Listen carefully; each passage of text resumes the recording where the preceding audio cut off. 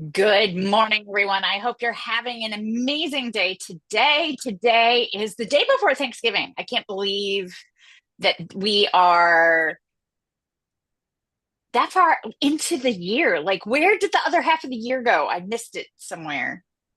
Yeah, that's crazy. Like Danielle, I think you and I started really directly working with each other in July or August of this year, or Yeah. maybe, and just that amount of time has gone by, and we've accomplished some great things, and we've got some great things coming up in the future as well. Yeah. We got a lot going on right now, actually. Yeah, Okay. So today we're talking about the job market outlook for 2025 and why equity and inclusion. So many companies are removing DEI. Walmart just removed DEI. Harley removed DEI. SHRM, which is the top HR like yeah. government entity or I don't know what you want to call them. They're a Whatever. private organization, but they provide advisory roles for HR professionals throughout the United Yeah. States. They're kind of like a professional a, repository of Thank for you. certifications, training, conferences. They're very well known. Yeah, they are. And they're getting rid of DEI. And I understand because there's a lot of political divisiveness in the title DEI, but we need DEI for those of us that have invisible disabilities, physical disabilities, mental disabilities, all of those things. And removing DEI is not the right move.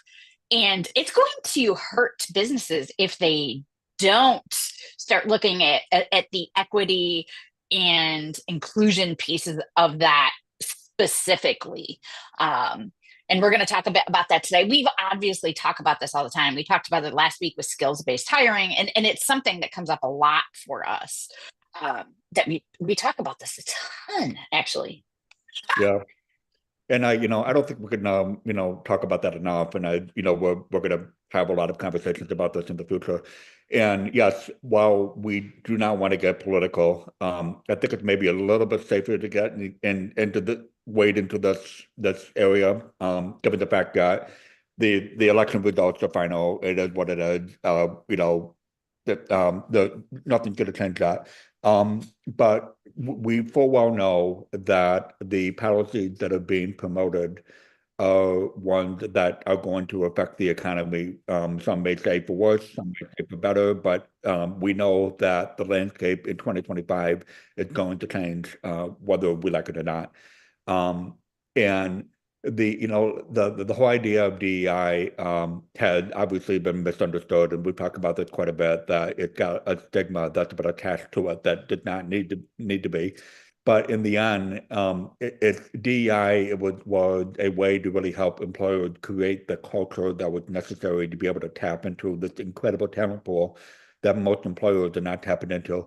Now, let's look at that from a data standpoint, because Danielle and I were always going to look at that from specifically from data. So this is not opinion. This is not, like what I feel, what you feel. It's just pure numbers. So we know that the unemployment rate for individuals with disabilities has been generally about the same for quite some time. Mhm. So it's basically about double what the number is for individuals that are non-disabled or neurotypical individuals. Um, so we know that that's a fact, and we know that there are government programs out there that try to address that. And I think that if those programs were to just disappear tomorrow, then the unemployment rate would probably really spike. So we're in this place now where now more than ever, and we're going to talk a little bit further why as to why we really need to tap into individuals with disabilities. So let's not call it DEI. Maybe we can come up with another term. Maybe Yeah, well, it's equity, it's inclusion, and it's equal opportunity, and it comes back to that equal opportunity thing that they started talking about in the 80s, and really now with 10.5 million people leaving the workforce in the next 5 years, retiring. Like those are just 10.5 million people retiring. That does not include people who have to leave the workforce because they're taking care of aging parents, or there's a million other things that can happen, aging themselves. And did you know that currently, right now, and this is based on a survey that our own Dr. Jessica Hickstead wrote, 73% of working adults have some form of an invisible disability. I am not surprised by that at all. There's a lot No. of people that don't even realize themselves the habit, and then those that do, they're just in that journey of figuring out, okay, now what do I do? And how does this affect my relationships? How does it affect my career? How does it affect me as a parent, as a child of an older adult? So it's an interesting mix that we're in. And but like going back to the fact that like we're seeing these policies that are about to be enacted.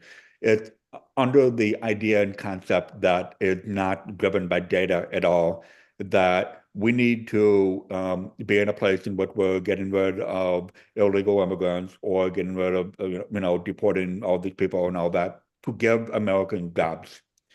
And there are more open jobs than there are people to fill those jobs in the United States. And then And, that's the and part problem of it as well. And part of it is because companies have hiring practices that exclude those with disabilities. We talked about last week skills-based hiring, and we've talked about that stuff a few times. But just hiring, like interview practices, and we've talked about that before, are such a huge barrier, even to a lot of neurotypical people. The way that resumes are submitted and how people go through the application process is insane at this point. AI is not working well for this. No, it's not.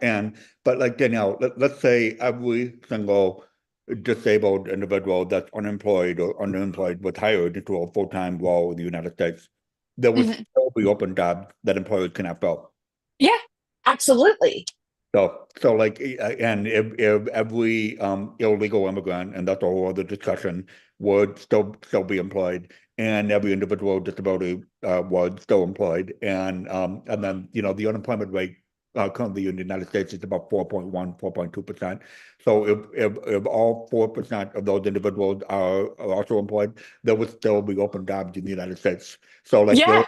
worker shortage happening across the board, and you need to have the hiring practices changed so that you can tap into who's left in the talent pool. And then like on top of that, you need to talk about automation and maybe implement an AI to maybe replace some jobs, and that would never replace all of them. But because we're in a place in which there is a worker shortage, and as you know, 10.5 million people are going to be leaving the workforce over the next 6 to 8 years. And so that's a part of it as well. And so the bottom line is that Danielle and myself and the whole team, Dr. Jessica Hickstead, who's incredible, we are your ticket to kind of figuring out what policies you need to enact to be able to tap into these talent pools. Yeah, I mean, and so there's the urgent workforce challenges, obviously, and something I had conversations because I was at a conference recently about hiring and companies forfeiting just through their hiring the application process, is they're not taking into account adaptable workforce things, and we've talked about what that looks like. I mean, flexible work schedules. Unfortunately, we have a lot of companies who are saying we have to go back to the office, back to the office, back to the office because we can't work from home. Yes, that's a whole entire episode right there for us to talk about work from home. But sensory adjustments allow somebody to wear the headphones that I already have. Ooh, remote work obviously is something. But having better hiring practices is where that all starts. And you're creating barriers for people who don't live in the US. I've heard from people who want to be to the US, who are highly skilled, highly educated, maybe even educated here in the US, go back home to Europe and can't get back into the US because the hiring practices of applications and all of that are a barrier to someone. And again, these are neurotypical people. Then you've got barriers to access because of language issues, auditory processing, all kinds of things that come with invisible disabilities. All of those things. And all we have to do is adapt. It's not like we have to change. We don't have to completely revamp anything. We just have to adapt things and put Yeah. humans back in place. Yeah, and exactly. Yeah, the human aspect is huge. I'm big on that, and things like making sure that there's obviously two sides of it. So the employer side and like what they need to do, and then the job seeker side and what they need to do. Yeah, and on the employer side, bringing back the human component is huge. Especially and I've seen this happen where there are some large employers that had worked with vocational rehabilitation programs on the national scale that had done this very thing, where large employers like Dell in Texas or HP, which is also in Texas, Boise, California, and Google, Microsoft, all of them, they have specific departments in their hiring departments, if you will, that they have face-to-face interviews for individuals with disabilities. So if you check off on a box when you apply for that whatever that role is, and that you are someone with a disability, you then get put into this department that then actually handles the interview in person or over Zoom or something like that. So they have specialized departments to handle a neurodivergent, other individuals with disabilities, and they have been incredibly successful. So we're seeing larger employers do this. So like when we talk about like the fact that we need employers that do this better, we see a lot of employers that do. So there's a lot of best practices out there that we've studied that we can then help with.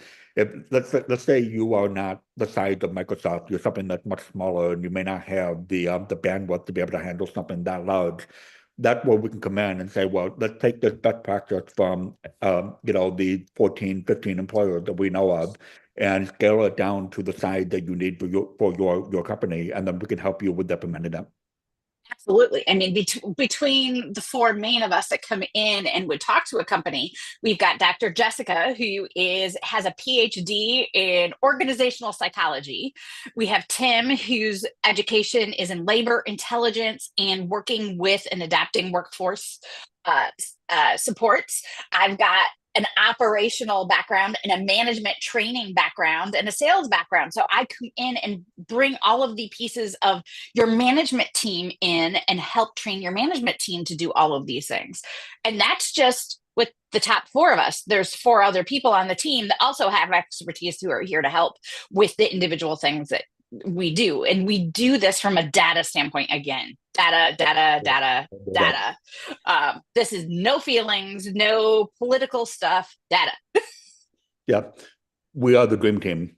We are. We are. We absolutely are. And we come in with some very different backgrounds. We've got Jessica, who has a very high level corporate background. I have a corporate background in tech. Tim has a corporate background working in labor intelligence and hiring practices and all of that. And then we have people who are trained therapists and psychiatrists and psychologists in our team, and behavioral modification specialists, all of that. We really try to bring you everything as a company. And we work with companies, tiny little companies. We actually, a couple of years ago, worked with a team that was only 5 members and helped them adapt their hiring practice. They're now 50, and over 80% of their team has either invisible disabilities or physical disabilities because of things that we helped them put in place just in their hiring practices. They were a fantastic team, and we didn't have to train them on how to adapt their workforce. They knew that they're really amazing at it themselves, but we came in and helped them with their hiring practices of hiring these individuals.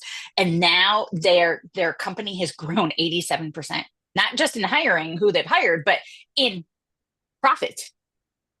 Yep. Yeah, absolutely. So, and we're not in this necessarily to, like we're not in this to be rich. We're in this to really help people. That's really it's a passion project. Like yes, it's backed up by data, but we really just want to help people. We want to make a positive impact. We want to, because we know so many individuals that are neurodivergent, ADHD, and individuals with disabilities. I'm someone that's hard of hearing, so like it's really a passion of mine to really help deaf and hard of hearing individuals. I'm the president of the Idaho Association for the Deaf, and I see that deaf and hard of hearing individuals in the United States are in a lower socioeconomic background, and they don't need to be. And we really just want to help people, but then we also want to help employers thrive. And we really take pride in that. So I just want to put that out there. Absolutely. And obviously, I work with those with hidden and invisible disabilities, neurodivergence, diabetes, single moms. I put them in that invisible disability category sometimes because we're exhausted. Single moms are exhausted people and they need a little extra support. But all of that goes together, and we're here to help companies really look at that. And again, really talk about how equity and inclusion is a big part of how you have success with everything that's going to happen. Tim wrote an article last week about how the tariffs are going to change our hiring landscape in the US and what that looks like. That means manufacturing is, in theory, we put this in theory because nobody actually knows right now, in theory, is going to increase production here, increase jobs in the US at the same time where we're having some of our workforce deported because they illegal immigrants. So we've got a lot of things going on, and unfortunately that just puts companies at a disadvantage for hiring people. You've got companies also laying off. You've got Ford, who just laid off 1,000 people just before Christmas because they're shutting down some of their EV stuff. So we've got some manufacturing things that just not going the way people thought they were going to go as well, and laying people off. So we've got people being laid off, but we got way more jobs than people that are laid off currently. But unfortunately, companies aren't hiring properly. So even people who are getting laid off aren't necessarily looking for work. They're looking to start their own businesses. As somebody who's a business coach, I'm seeing a ton of new businesses start, and new people start new companies and new service-based businesses and new consulting companies and things like that because companies aren't paying attention to equity and inclusion. Yeah, the two thoughts with that. One, I've talked about this before, but I just feel like I need to kind of put this in there in this conversation, that we're seeing at an international scale that countries like China and some other Asian countries are in a place in which they have an aging workforce as well, and some of that manufacturing is moving back to the United States and Mexico. So we're seeing this happen. It's called reshoring. It's an official term. So that's happening, where manufacturing has been scaling up in the United States since really 2012, 2013. But, Yeah. that takes many, many years for a factory to reopen or to be built to then start up that production. So that's kind of what we're seeing, what we're seeing happen right now. That's one. Two, in terms of the hiring practices and the fact that you have so many people that are, you know, be it because of a layoff or because they're just, they're tired and they're burnout. You see a lot of people that are opening their own businesses because they're tired of the American corporate culture, and they're tired of like what's happening on that end in terms of just how corporations have become a place in which they just manage numbers rather than people. And what we're seeing this happen, where there's an adjustment that needs to happen. And we're seeing a lot of employers that are understanding that, and they're starting to kind of really understand that they need to have a holistic approach in the retention of their current employees, as well as the hiring process. But we're seeing that happen where a lot of those 4.1% of people that are unemployed are individuals that are just starting up their own businesses because they're tired of the corporate setting. So I just wanted to put those two things out there.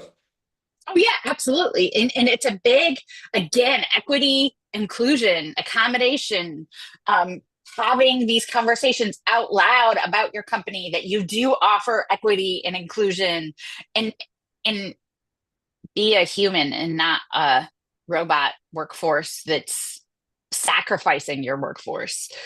Take a look at and I'm not suggesting you start telling everybody we're a big happy family. That's a red flag to anybody hiring. Do not, I don't, Okay, Tim. So Tim is my brother. I don't want to work in a company that works like my family. Thank you very much, because they have issues, and I don't want to work like that. So don't start. That's not the direction we need to go back to. We need to go back to a company that's willing to listen to their workforce and support their workforce.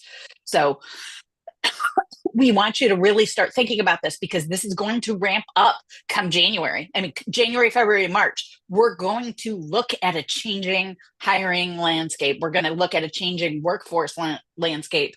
And there's a lot of companies that are worried about that. And I think something that we're going to see that we saw in the early 2000s, 2008, 2009, is companies who are looking to those that are going to be leaving the workforce the next 5 years, buying them out and having them retire earlier, because companies are worried about this landscape, which is not going to do them any favors for hiring. So how do we as consultants, and how do we as people in the invisible disability community take a look and help come step up alongside these companies and help them hire the right new workforce as people age out, retire, buyout, all of those things? Yeah, yeah, absolutely. And that, like that's a cultural shift that needs to happen. And it's not a cultural complete landscape change, it's just a shift. So shift is the Mhm. key word in this.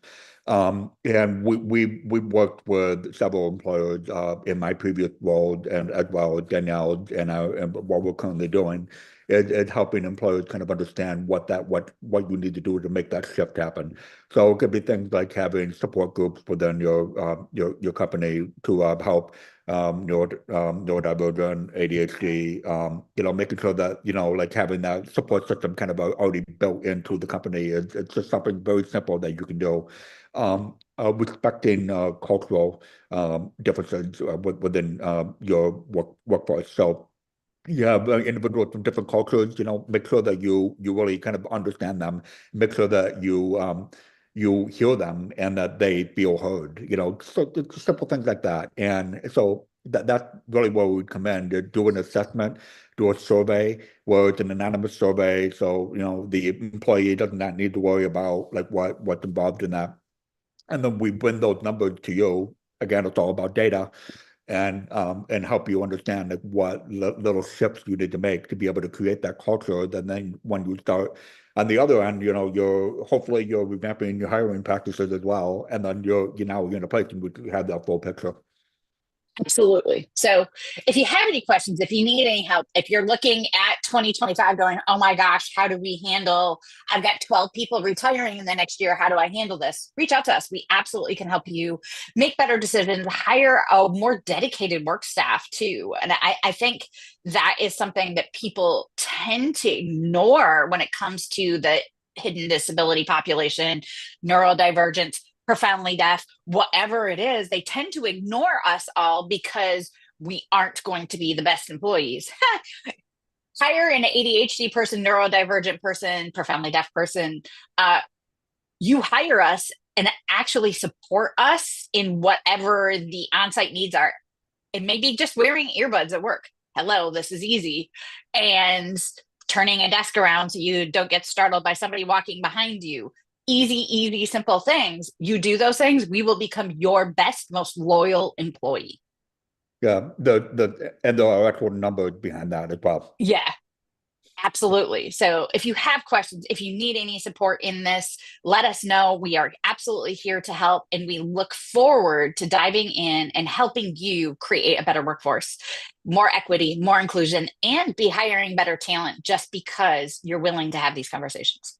Yeah, and I just want to add, this is probably maybe a good final thought. Maybe Danielle, I'll let you have the last word, but I think this is a good final thought from my end. Is we talk about this landscape change that's going to happen in 2025. It's not going to be a gradual thing. It is going to happen immediately. So really, employers need to start having these conversations now before January 20th. And it's not political, just it is what it is. So it's an immediate change that's about to happen. And are you ready? Yeah, most companies are, and I know this from data that most companies are not ready for this and haven't started thinking about this. I don't care if you have 5 employees or 10,000. Actually, we could go much larger than that. Or if you have 1 million employees, we are here to help, and we are here to help you change that landscape. If you have any questions, please message us. You can DM either Tim or I at any time. Have an amazing vacation. Have an amazing Thanksgiving. Yeah. Thanksgiving tomorrow. Well, yeah. Yeah, I know. Can't believe it's Thanksgiving tomorrow.